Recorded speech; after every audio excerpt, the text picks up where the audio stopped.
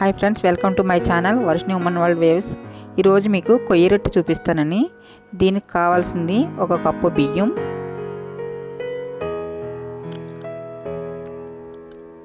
1/2 cup శనగపప్పు, 1 cup కొబ్బరి. బియ్యంలో సగం శనగపప్పు తీసుకోవాలండి. బియ్యం వాష్ చేసి నానబెట్టుకోవాలి, 4 అవర్స్ నానబెట్టుకోవాలి. పప్పు 1 అవర్ ముందు నానబెట్టుకుంటే సరిపోద్ది.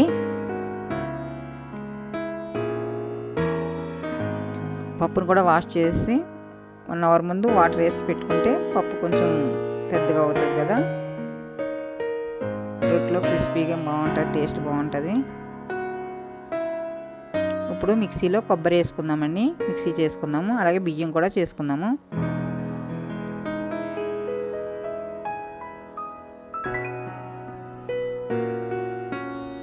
ఇప్పుడు అందులో కొబ్బరి పొడి వేసేయాలి.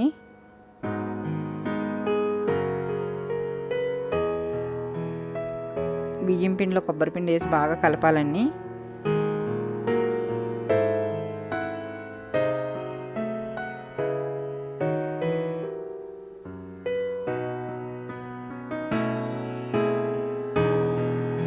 సాల్ట్ తగినంతగా సాల్ట్ వేసుకోండి, రుచికి తగ్గట్టుగా.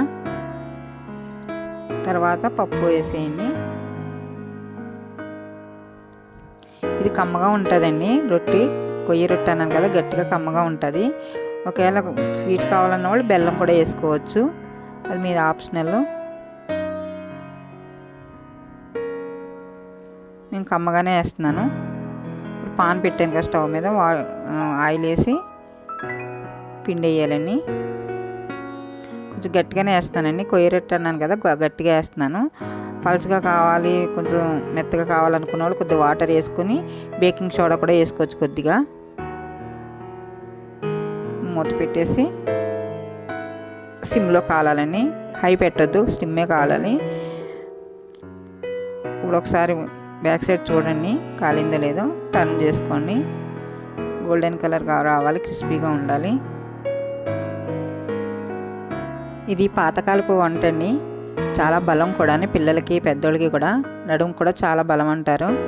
ఇది ఒకసారి ట్రై చేయండి. ఇది పులవక్కర్లేదు, అప్పటికప్పుడు వేసుకోవచ్చు, కమ్మగా ఉంటుంది, చాలా టేస్ట్ ఉంటుంది. నా ఈ ఛానల్ ఎవరైనా ఫస్ట్ టైం చూస్తే కనుక సబ్స్క్రైబ్ చేసుకోండి, బెల్ ఐకాన్ క్లిక్ చేయండి. ఈ వీడియో మీకు కనుక నచ్చితే లైక్ చేయండి, షేర్ చేయండి, కామెంట్ చేయండి. Thank you for watching.